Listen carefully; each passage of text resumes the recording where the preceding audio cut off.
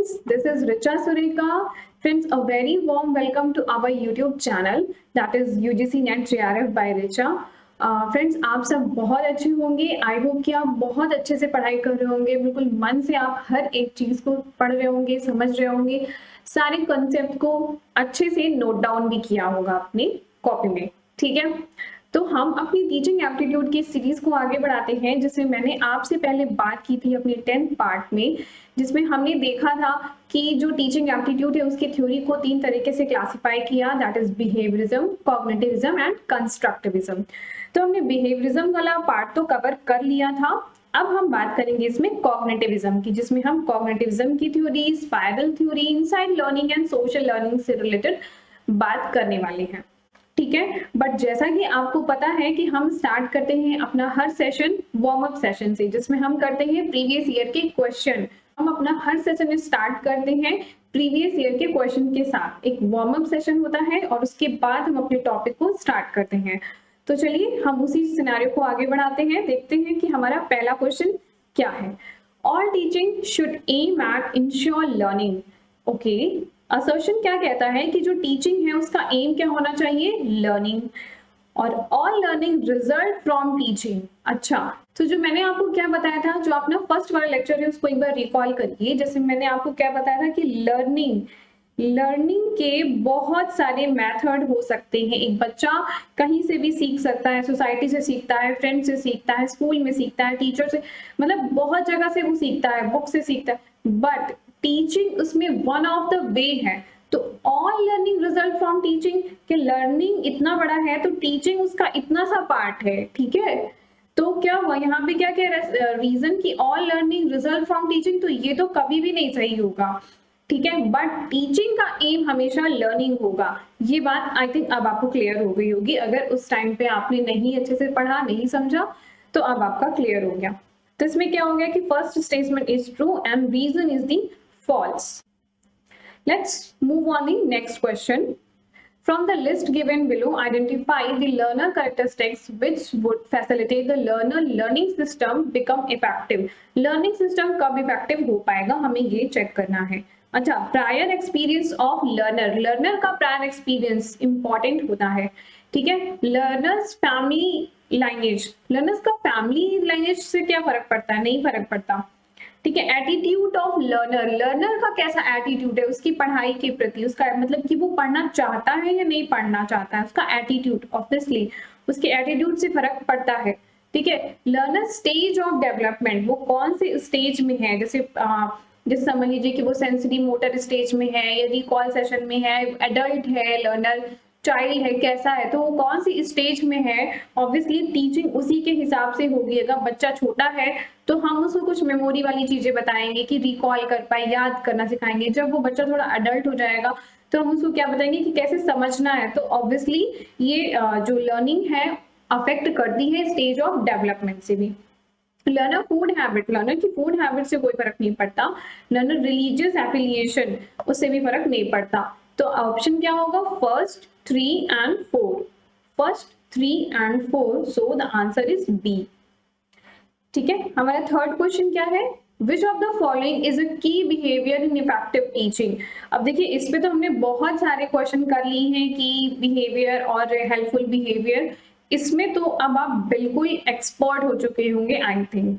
ठीक है, तो क्वेश्चनिंग कौन सा था, ये तो हेल्पफुल का पार्ट था। ठीक है, यूजिंग स्टूडेंट आइडिया, ये भी हेल्पफुल का पार्ट था। ठीक है, स्ट्रक्चरिंग, ये भी हेल्पफुल का पार्ट। अब यहाँ पर देखिए इंस्ट्रक्शनल वैरायटी, ये है हमारा आंसर। फिर भी अगर आपने ये नहीं लिखा अभी तक भी अपनी कॉपी में, तो अब भी आप नोट डाउन कर लीजिए, this all 5 are the key behaviour, जो कि हमारा एक शॉर्ट फॉर्म भी बनता है ILETS, आईलेट से बन जाता है। ठीक है, so instructional variety is the answer. तो अब हम स्टार्ट करेंगे, हम अपने जो टॉपिक है, जो थ्योरी जो हम यहाँ पढ़ने आए हैं, उन थ्योरी को कवर करते हैं वन बाय वन। ठीक है, तो बहुत ध्यान से आप इस थ्योरी को कवर कीजिएगा, क्योंकि यहाँ से क्वेश्चन आते हैं एग्जाम में और बहुत ही इम्पोर्टेंट है। बट ये भी ध्यान रखिएगा कि अगर आपने पहले कहीं से पढ़ रखी है या कहीं से आपने कुछ पढ़ रखा है पहले से, अगर वहां पे कंफ्यूजन है तो आप इस जो मैं आपको समझा रही हूँ आप उन चीजों पे स्टक रहिएगा। आप अपने पर ट्रस्ट कर सकते हैं क्योंकि हर एक चीज को मैंने प्रॉपर एनालाइज किया है, बुक से समझा है, फिर मैं आपको उसको बता रही हूँ, समझा रही हूँ। ठीक है, सो बिल्कुल भी कंफ्यूजन मत रखिएगा माइंड में। सो स्टार्ट करते हैं कॉग्निटिविज्म की थ्योरी। ठीक है, कॉग्निटिविज्म की थ्योरी दी किसने थी? जीन पिगेट ने, यानी जीन प्याजे ने दी थी। ठीक है, प्याजे की थ्योरी भी इसको कहते हैं। अब कॉग्निटिविज्म आपको मैंने पहले ही बताया कि कॉग्निटिविज्म का क्या मतलब होता है, जो कि रिलेटेड टू थिंकिंग, हमारी माइंड से रिलेटेड होगा। ठीक है, तो cognitivism refer to the thinking and memory process and cognitive development refers to long term changes in these process, यानी कि जो कॉग्निटिव, जब दिमाग में जो थिंकिंग प्रोसेस में चेंज आता है उससे क्या होता है, उससे लॉन्ग टर्म बिहेवियर में चेंज आता है। ठीक है, ये बात नोट डाउन कर लीजिए। अब क्या है, learning proceed bye in interplay of assimilation and accommodation. ये वर्ड अच्छे से समझिएगा कि एसिमिलेशन और अकोमोडेशन, लर्निंग कैसे होती है, learning proceeds by assimilation and accommodation. The to and flow of these process lead not only to short term learning. ठीक है, यानी कि इन चीजों से हमें कभी भी शॉर्ट टर्म लर्निंग नहीं होगी, हमें कैसी लर्निंग होगी, हमेशा लॉन्ग टर्म लर्निंग होगी, असिमिलेशन एंड अकोमोडेशन से होगी। ठीक है, और यहाँ पर लॉन्ग टर्म चेंजेस भी आता है। तो long term development are really main focus on प्याजे कॉग्निटिविज्म की जो थ्योरी है वो हमेशा लॉन्ग टर्म के लिए वर्क करती है। ठीक है, अब समझते हैं कि एसिमिलेशन का मतलब क्या होता है। तो एसिमिलेशन का मतलब होता है adjusting new experience to fit prior concept. ठीक है, यानी कि पहले से जैसे ABCD बच्चा जब फर्स्ट टाइम सीखता है तो उसको ABCD सिखा दिया जाता है तो फिर क्या करते हैं, फिर जब वो नेक्स्ट स्टेज पे जाता है तो बताते हैं उसको A for Apple, B for ball. ठीक है, तो यानी कि आपने क्या यहाँ पर देखा कि पहले वो अपनी जो नॉलेज थी उसके इनिशियल, उसमें वो पुरानी नॉलेज को ऐड ऑन करता है। ठीक है, जो adjusting the new experience to fit the prior concept. And accommodation, accommodation का मतलब क्या होता है, adjusting the concept fit into new experience. अब उसको जो नई नॉलेज उसको मिली है उसको वो फिट करता है। ठीक है, तो इसका एक जो स्टेज है वो किस तरीके से होता है, सबसे पहले आता है एसिमिलेशन, एडॉप्शन ऑफ स्कीमास, इसको स्कीमास भी बोलते हैं। तो सबसे पहले आता है असिमिलेशन, असिमिलेशन के बाद आता है डिसइक्विलिब्रियम, उसके बाद आता है अकोमोडेशन एंड फिर आता है इक्विलिब्रियम। इसको इस इमेज से आप और बेहतर तरीके से समझ सकते हैं। देखिए यहाँ पर क्या हुआ, अकोमोडेशन, ठीक है, और एसिमिलेशन। यहाँ पर इक्विलिब्रियम है, जब असिमिलेशन और अकोमोडेशन दोनों ही इक्वल हो जाए, जो नई नॉलेज हमें मिली उसको हम अपनी पुरानी नॉलेज में हमने फिट कर लिया, प्रॉपर अच्छे से उसको एब्जॉर्ब कर लिया, उस चीज में हम समझ गए। बट जहां पर ये हम नई नॉलेज को गेन तो कर रहे हैं बट हम यहाँ पर फिट नहीं कर पा रहे हैं, तो यहाँ पे डिसइक्विलिब्रियम है। ठीक है, तो पहले डिसइक्विलिब्रियम होता है, लेकिन जब हम उसको अकोमोडेट करते जाते हैं तो फिर वो चीजें हमारी जो है एब्जॉर्ब होकर के इक्वलाइजेशन वाली स्टेज आ जाती है। आप यहाँ पे और बेहतर तरीके से समझ सकते हैं। असिमिलेशन का मतलब क्या हो गया कि integrate the reality into one's own view, अपनी व्यू में जो भी रियलिटी थी उसको समझा। अब क्या होगा, अकोमोडेट कर लिया, जो नई, समझिए ध्यान से, जो असिमिलेशन है उसमें क्या हुआ कि नई नॉलेज को हमने गेन किया। ठीक है, अकोमोडेशन क्या हुआ कि हमने अब उस नॉलेज को अपने हिसाब से फिट भी कर लिया। ठीक है, जब हम अकोमोडेशन की स्टेज में आ जाते हैं तो वहां पे फिर इक्विलिब्रियलाइजेशन हो जाता है, मतलब इक्विलिब्रियम आ जाता है, जब दोनों ही इक्वल लेवल पे आ जाते हैं, जो नॉलेज गेन की और जितना हमने अपने बिहेवियर में चेंज पाया या हम उसको जितना अच्छे से फिट कर पाए। ठीक है, अब प्याजे की थ्योरी ने ये कुछ जो टर्मिनोलॉजी है उसको आप ध्यान से नोट डाउन कर लीजिए अपनी कॉपी में, क्योंकि यहाँ से क्वेश्चन आ जाते हैं एग्जाम में। तो स्कीमास का मतलब क्या हुआ, actions, mental representation, organisation of knowledge. Schemas का मतलब ये है कि कोई कॉन्सेप्ट आपके सामने प्रेजेंट करना। ठीक है, अब आता है एसिमिलेशन। अब हम जो प्रेजेंट किया गया जो कॉन्सेप्ट उसको हम अपनी वर्ड में, अपनी ओन वर्ड में उसको समझेंगे। ठीक है, फिर क्या आता है, अकोमोडेशन। अब समझने के बाद हम उसको अपनी नॉलेज के साथ उसको फिट कर लेंगे, समझ जाएंगे, मतलब उसको एब्जॉर्ब कर लेंगे। ऑर्गेनाइजेशन, अब जितनी भी नॉलेज मिली थी उसको हम ऑर्गेनाइज करेंगे, मतलब प्रॉपर ऑर्डर में, सीक्वेंस में रखेंगे कि जिससे माइंड में कॉन्फ्लिक्ट ना क्रिएट हो। एंड देन आता है इक्वलाइजेशन, यानी कि अब सारी चीजें इक्वली समझ में आ गई हैं, resolution of the conflict and reach at the balance level. ठीक है, तो कॉग्निटिव थ्योरी जो है, जो कि पियाजे ने जो कॉग्निटिव थ्योरी दी, उसने मेनली फोकस किया स्टेज पे। ठीक है, तो उसको कॉग्निटिव स्टेज थ्योरी भी कहते हैं। दिस इज द सेम जो कि पियाजे ने दी थी थ्योरी। वहां पे उसने क्या बताया कि कॉग्निटिव थ्योरी जो है उसको एक स्टेज थ्योरी के हिसाब से बताया। ठीक है, यानी कि लर्नर सीखता कैसे है। तो पियाजे create study on account of how children and youth gradually became able to think logically and scientifically. उसने ये समझाया कि किस तरीके से एक छोटा बच्चा धीरे धीरे जब वो बड़ा होता है तो वो कैसे नॉलेज को साइंटिफिकली अब्सॉर्ब कर पाता है, समझ पाता है। ठीक है, अब इसको इस फिगर से देखिए, समझिए। पहले बच्चा छोटा रहता है जब वो पैदा होता है, तो जब से पैदा हुआ तब से 2 ईयर तक यहाँ पे सेंसरी स्टेज होता है, जहां पर उसके सेंसेस काम करते हैं। जैसे कि किसी ने उसको टच किया, ठीक है, तो वो सेंसेस से समझता है कि अच्छा ये मतलब जैसे अगर उसकी मदर टच करे तो वो अलग फील करता है, कोई अननोन पर्सन टच करता है तो वो अलग फील करता है। तो यहाँ पे सेंसरी स्टेज होती है। ठीक है, फिर प्री ऑपरेशनल स्टेज होती है, एंड देन आता है कॉन्क्रीट ऑपरेशनल स्टेज, जहां पर वो क्वेश्चनिंग करने शुरू कर देता है, कॉन्क्रीट ये क्या है, ये क्यों है, कैसे है। ठीक है, फिर फॉर्मल ऑपरेशन स्टेज आती है। इसको और ध्यान से समझते हैं। देखिए, आपको आई थिंक जो प्राइमरी स्टेज थी, जो बच्चा जब पैदा होता है, सेंसरी मोटर स्टेज, ये तो स्टेज आपको क्लियर हो गई होगी, इसमें कुछ ज्यादा समझने का नहीं है कि बच्चा सेंसेस से सीखता है। ठीक है, यहाँ पर जैसे कि किसी की साउंड आए, कोई वॉइस है, रोना, चिल्लाना, चीखना, यही सब वो करता है जब वो छोटा होता है। ठीक है, अब 2 to 7 ईयर में वो कौन से कैरेक्टरिस्टिक्स का डेवलपमेंट होता है, ये बहुत ध्यान से नोट डाउन कीजिएगा। ठीक है, क्योंकि ऑप्शंस में यहाँ पे ही कंफ्यूजन होती है। तो children begin to think symbolically, अब वो सिंबॉलिकली चीजों को देखता है। Learn to use the word picture to represent the objective. Children at this stage tend to egocentric होते हैं। वो कैसे होते हैं? Egocentric होते हैं and struggle to see the things from perspective of others.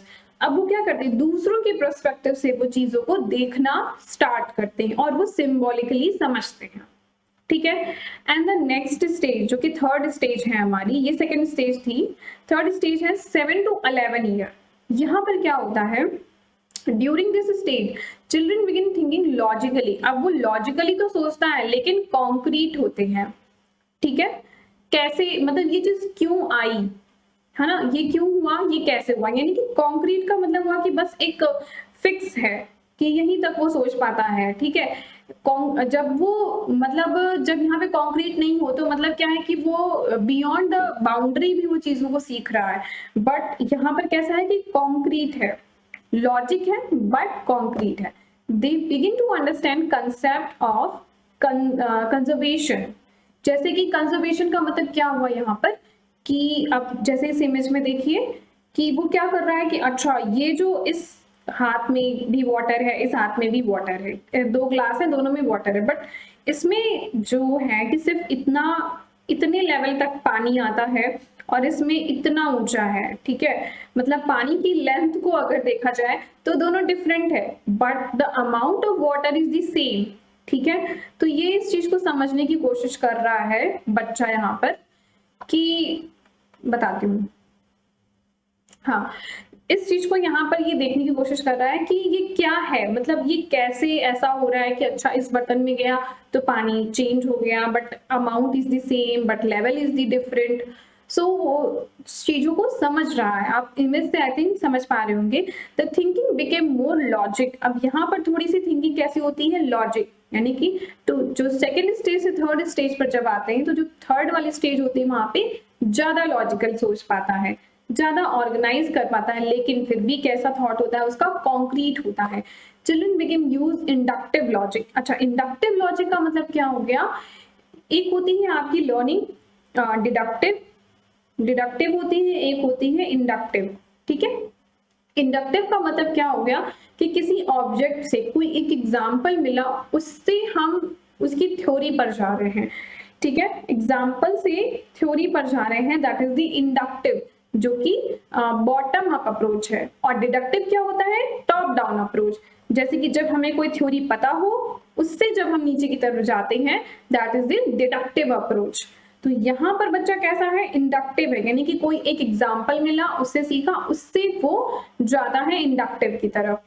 ठीक है, इंडक्टिव रीजनिंग होती है।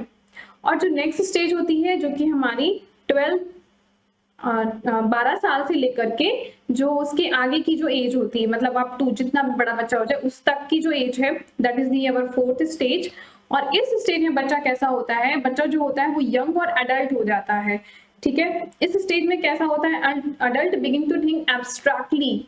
ठीक है, एब्स्ट्रैक्ट का मतलब क्या होगा कि जिन चीजों के बारे में थोड़ी थोड़ी इंफॉर्मेशन है, ठीक है, पूरा कंप्लीट इंफॉर्मेशन नहीं है, कंप्लीट अंडरस्टैंडिंग नहीं हो रही है, बट अगर उसको थोड़ी सी भी नॉलेज मिली, adult begin to think abstractly and the reason about hypothetical problem। जो प्रॉब्लम सामने नहीं भी दिख रही हैं, प्रॉपर नहीं समझ में आ रही, फिर भी उन चीजों को वो समझने की कोशिश कर रहा है, देखने की कोशिश कर रहा है। ठीक है, तो पहली बात तो ये हो गया कि जो एब्स्ट्रैक्ट चीजें हैं उनको भी समझ रहा है और हाइपोथेटिकली सोच रहा है। दूसरी बात क्या होती है यहाँ पर कि जो बच्चा होता है वो अपनी मॉरल वैल्यूज के बारे में सोचता है। ठीक है, वैल्यूज, इन सब चीजों के बारे में सीखता है। तो मॉरल वैल्यूज हो गई, philosophical, ethical, social and political बातों को जानता है। ठीक है, issues that require to theoretical abstract reasoning.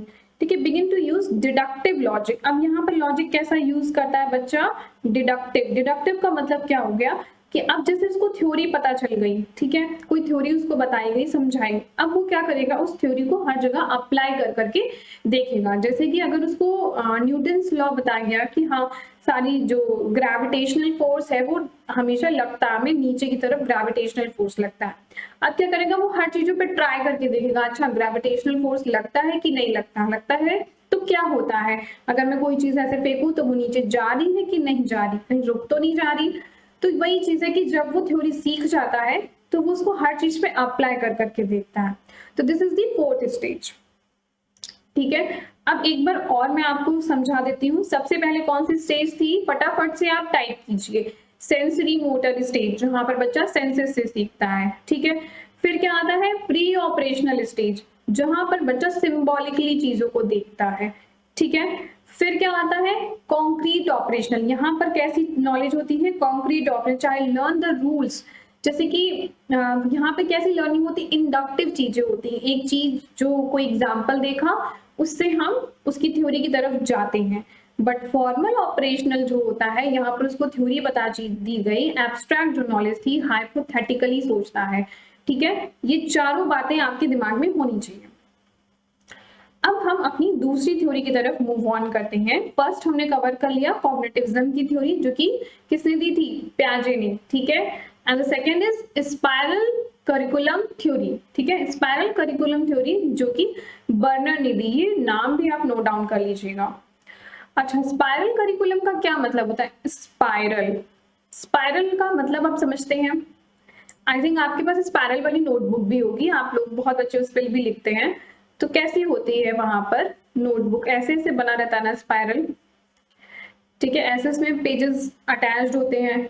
ठीक है, तो बस वही बात है यहाँ पर स्पाइरल कि बर्नर ने स्पाइरल थ्योरी दी। इसमें क्या बताया उसने कि हम जैसे जैसे बच्चा जब छोटा है तो उसके बारे में थोड़ी सी नॉलेज दो, फिर जब बच्चा नेक्स्ट स्टेज पे जाएगा तो थोड़ी और नॉलेज आती है, फिर जब बच्चा और बड़ी मतलब नेक्स्ट स्टेज पे जाता है तो और डेप्थ नॉलेज। इससे क्या होगा कि हम एक चीज को जब हम उसके बारे में थोड़ा सा जानते हैं तो हम उसके बारे में जब इन डेप्थ में पढ़ते हैं तो उसको पढ़ना और समझना आसान हो जाता है, क्योंकि हम उस टॉपिक से थोड़ा सा फैमिलियर हो जाते हैं।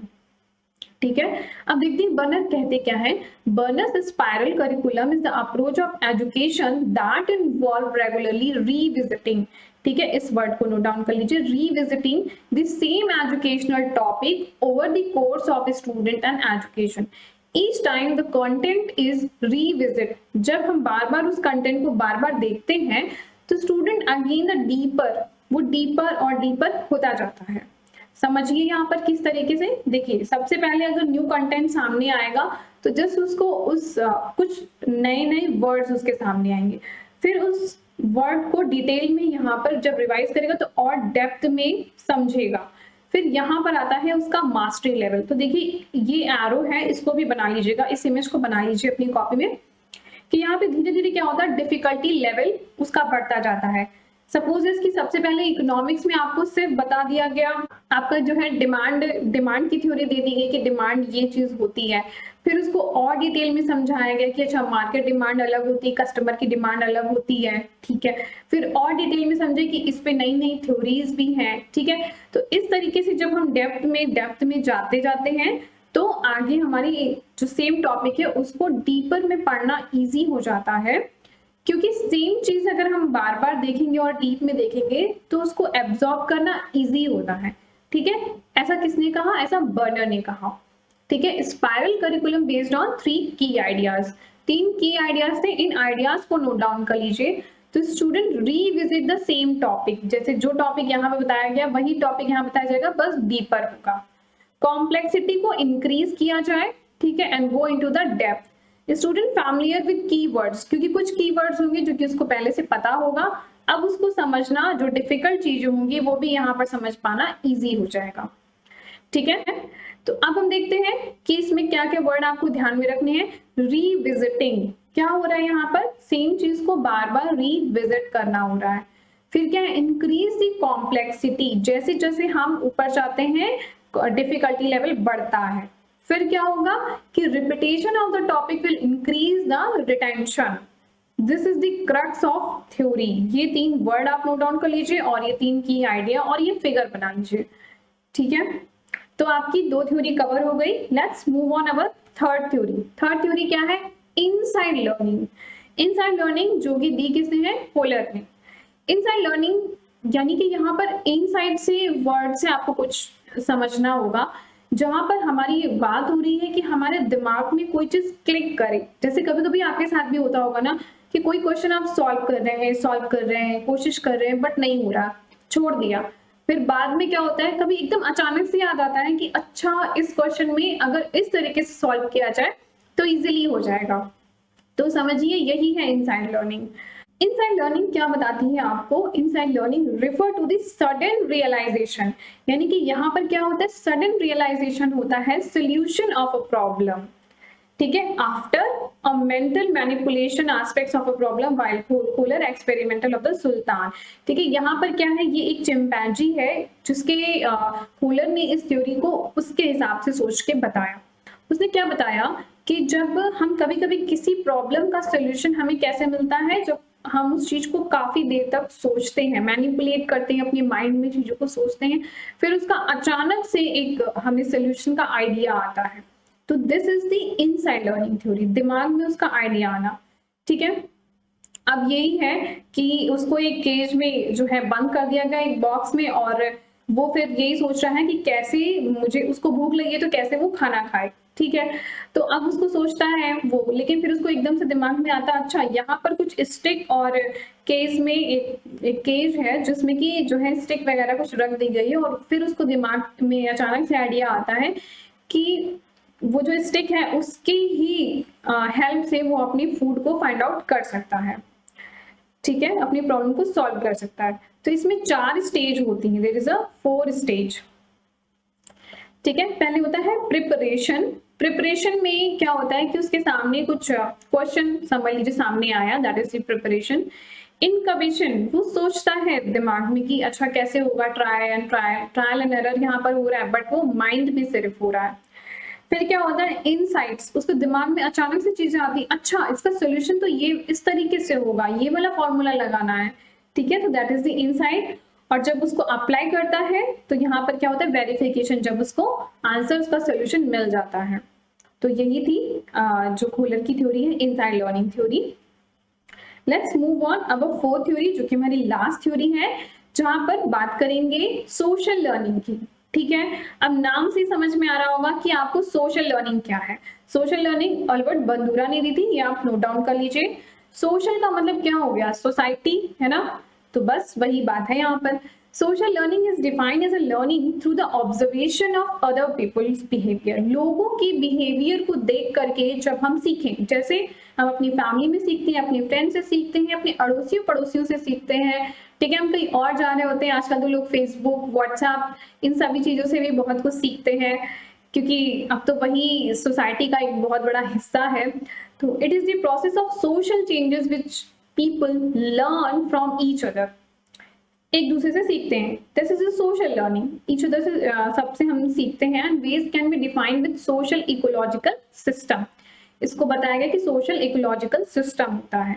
तो बिहेवियर में कैसे चेंज आता है, एनवायरमेंटल फैक्टर से और पर्सनल फैक्टर से चेंज आता है। और ये थ्योरी दी किसने थी, अल्बर्ट बंदूरा ने। इसको नोट डाउन कर लीजिएगा। सो फ्रेंड्स, आई होप कि आपको ये सभी थ्योरी बहुत अच्छे से समझ में आई होगी, बट फिर भी अगर आपको कोई डाउट है तो आप मुझसे कमेंट सेक्शन में पूछ सकते हैं। और बहुत बहुत धन्यवाद आप सभी का कि आप हमारे इस चैनल को सब्सक्राइब किए और आप अच्छे से पढ़ाई कर रहे हैं। And all the best to clear your JRF।